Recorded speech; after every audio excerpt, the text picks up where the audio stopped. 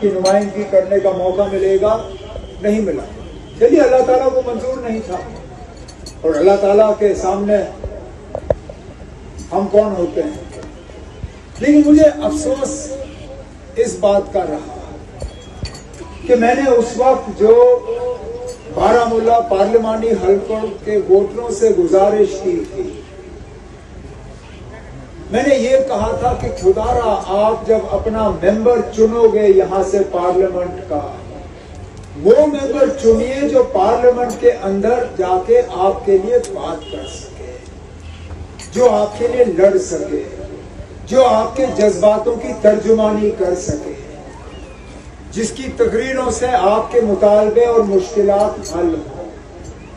लेकिन अफसोस की बात यह है कि यहाँ एक जज्बाती कैंपेन चला, यहाँ नौजवान और खासकर नौजवान और हमारी माएं बहनें जो हैं वो जज्बात में बह गए, और नतीजा ये निकला कि आज अनंतनाग की नुमाइंदगी होती है, आज पुलवामा की नुमाइंदगी होती है, आज शुपैया में पार्लियामेंट का मेंबर है, आज श्रीनगर से पार्लियामेंट का मेंबर है, गांदरबल से पार्लियामेंट का मेंबर है, बड़गाम के 4 असेंबली हलकों से पार्लियामेंट का मेंबर है, लेकिन आपका पार्लियामेंट मेंबर नहीं है।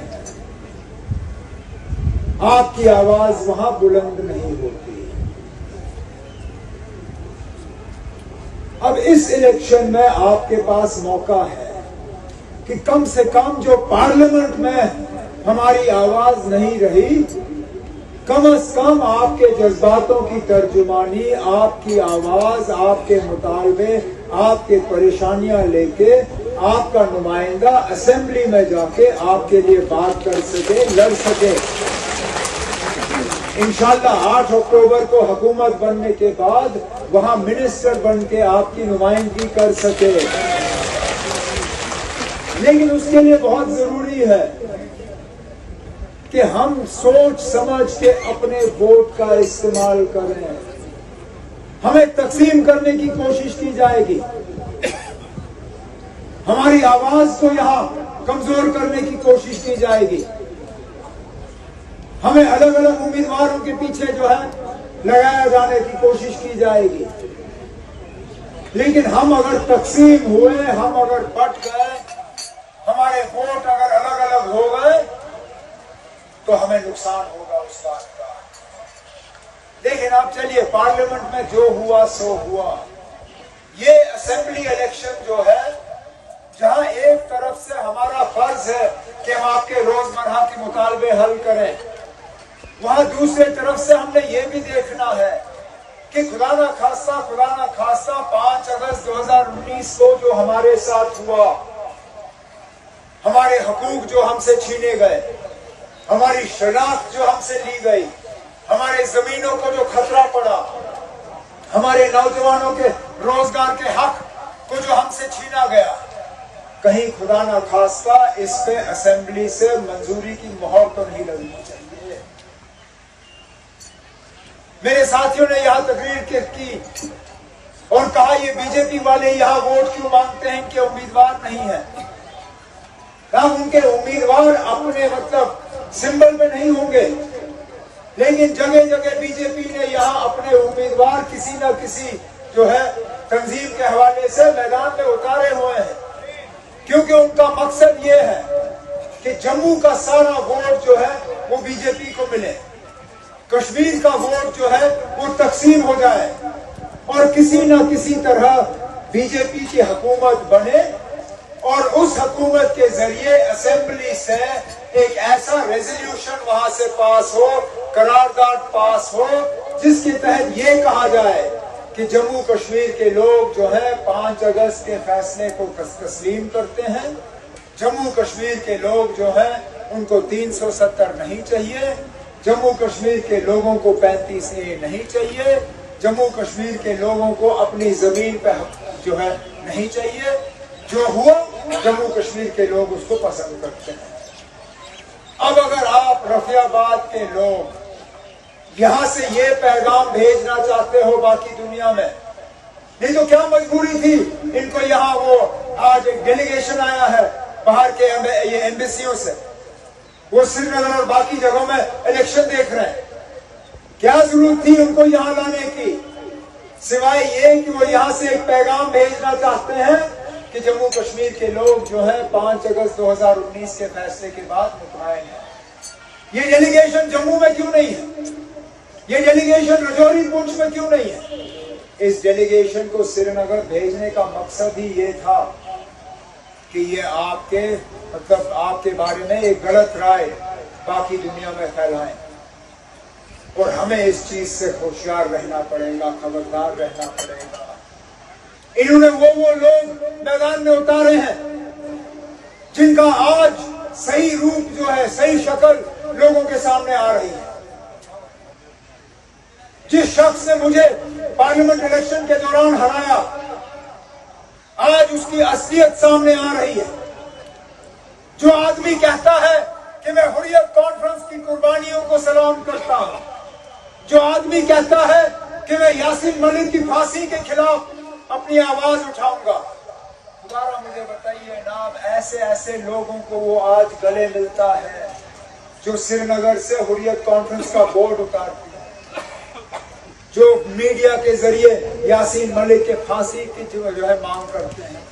अब मुझे बताइए ना, अब हम इंजीनियर रशीद से के कहने पे जाएं या उसके करने पे जाएं? कहता है कि मैं मोदी साहब के नए कश्मीर के खिलाफ अपनी आवाज बुलंद करूंगा, लेकिन चुन चुन के मैदान में उम्मीदवार वो उतारे हैं जो 5 अगस्त 2019 के बाद सिर्फ और सिर्फ मोदी साहब के इशारों पे यहां पे चले, और वो उम्मीदवार आपके हमसाये में है, चाहे वो सुंबल से हो, चाहे वो बीरवा से हो, चाहे वो कहीं और से हो। कहने के लिए तो वो कहता है मैं दिल्ली के खिलाफ इलेक्शन लड़ रहा हूं, लेकिन जब तकरीर होती है नेशनल कॉन्फ्रेंस के खिलाफ। और परसों इंटरव्यू के जरिए क्या कहा उसने? कहा कि वजीर आजम नरेंद्र मोदी साहब ने इंजीनियर रशीद साहब को 2018 में बुलाया, उससे 1 घंटे मुलाकात की, और उस मुलाकात के दौरान मोदी साहब ने इंजीनियर रशीद को कहा कि मैं जम्मू कश्मीर से 370 हटाने वाला हूं।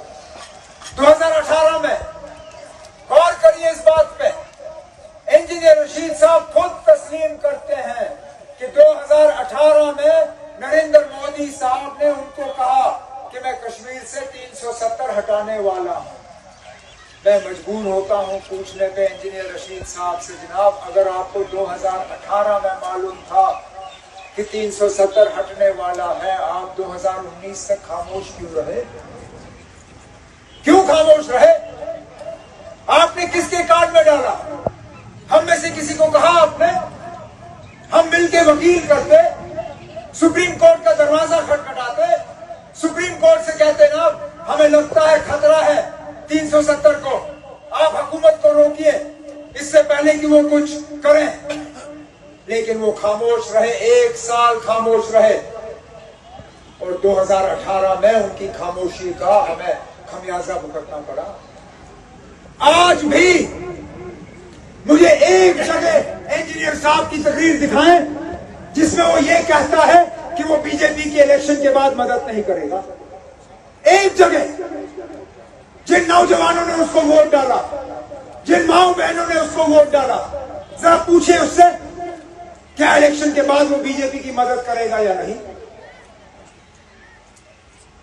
अमित शाह साहब ने खुद कहा कि ये नेशनल और कांग्रेस वालों के अलावा अगर कल को हमें एमएलए की जरूरत पड़ेगी हम बाकी पार्टियों से बात करेंगे। बाकी पार्टियों का मतलब कौन? अपनी पार्टी, पीपल्स कॉन्फ्रेंस, आवामी इत्तेहाद पार्टी, आजाद उम्मीदवार। मतलब ये कि बीजेपी ने इन लोगों को पहले ही अपने खाते में गिनना शुरू किया है। अब रफियाबाद के लोगों ने तय करना है क्या आपको बीजेपी की हुकूमत चाहिए या अपनी हुकूमत चाहिए, आप लोगों की अपनी हुकूमत। ये फैसला आपने करना है, क्योंकि पिछले 5-6 साल का हम आज भी खमियाजा भुगत रहे हैं। चलिए छोड़िए हमारी रियासत का दर्जा नहीं है, छोड़िए हमारे पास अपना झंडा नहीं है, छोड़िए हमारे पास आईन नहीं है, छोड़िए, हमारे पास अपनी जमीन पे हक नहीं है। रोजमर्रा की परेशानियों का कम गिनना शुरू करिए ना। कौन सा ऐसा बेरोजगार नौजवान है जिसको पिछले 5 साल में रोजगार का ऑर्डर मिला हो? कहीं पे भी इन इलाकों में पुलिस की भर्ती हुई?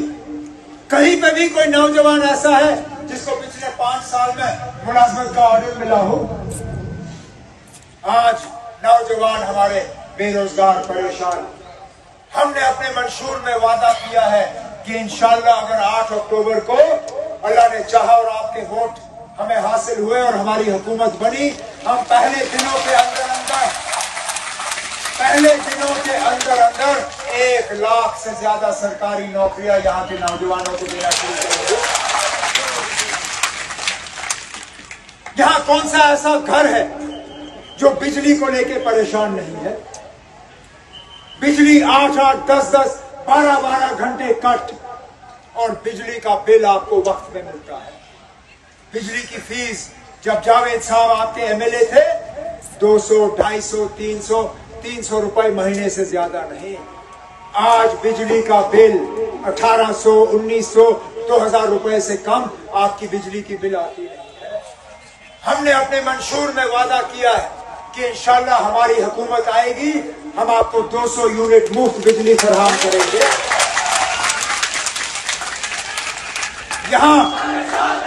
यहाँ इलेक्शनों में हमारे मुखालिफ गैस के चूल्हे बांटते हैं।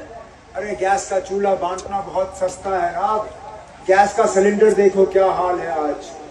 आज 1700, 1800 रुपए में गैस का सिलेंडर मिलता है। यहाँ लोगों को चूल्हा मिलता है लेकिन उस चूल्हे को जलाने के काबिल नहीं होते वो। हमने अपने मंशूर में वादा किया है कि इंशाअल्लाह हमारी हुकूमत आएगी, हम 12 सिलेंडर मुफ्त गैस बांटेंगे उन घरों में जहां ये चूल्हे नहीं जलते। राशन की बात करें, जब जावेद डार साहब आपके एमएलए और मिनिस्टर थे, राशन कार्ड के जरिए आपको चीनी मिलती थी, राशन कार्ड के जरिए आपको मिट्टी का तेल मिलता था, राशन का स्केल होता था इतना कि उस राशन पे आपका गुजारा होता था। आज राशन डिपो से ना आपको चीनी मिलती है, ना मिट्टी का तेल मिलता है और स्केल आज राशन डिपो से आपको 2.5-3 किलो उसके अलावा मिलता नहीं। हमने अपने मंशूर में वादा किया है कि इंशाअल्लाह हमारी हुकूमत आएगी 8 अक्टूबर के बाद, जब आपकी दुआओं के नतीजे यहाँ नेशनल कॉन्फ्रेंस की हुकूमत बनेगी, हम जम्मू कश्मीर में दोबारा एक तरक्की का दौर, एक अमन का दौर, एक भाईचारे का दौर, एक वो दौर जिसमें नौजवानों के साथ पकड़ दकड़ ना हो, एक वो दौर जिसमें नौजवानों के खिलाफ FIR न लगे, एक वो दौर जिसमें PSA का कानून जम्मू कश्मीर से हमेशा के लिए हटा दिया जाएगा, एक वो दौर जब हम बाहर जेलों में जो सड़ रहे नौजवान उनको वापस आके यहाँ छोड़ने का काम शुरू करेंगे। इंशाअल्लाह वो दौर आएगा और 8 अक्टूबर के बाद आएगा। लेकिन आज सिर्फ आपसे एक मौजमाना गुजारिश करके आपसे इजाजत लूंगा कि 1 अक्टूबर को यहाँ वोट डालने का दिन है। मेहरबानी करके सुबह सवेरे पोलिंग बूथ में जाएं, बिस्मिल्लाह करें, हल का बटन ढूंढिए और जावेद साहब को और मुझे आप अपनी नुमाइंदगी और अपनी खिदमत करने का मौका दे दीजिए। यही मेरी गुजारिश है, यही गुजारिश करने में यहाँ आया हूँ।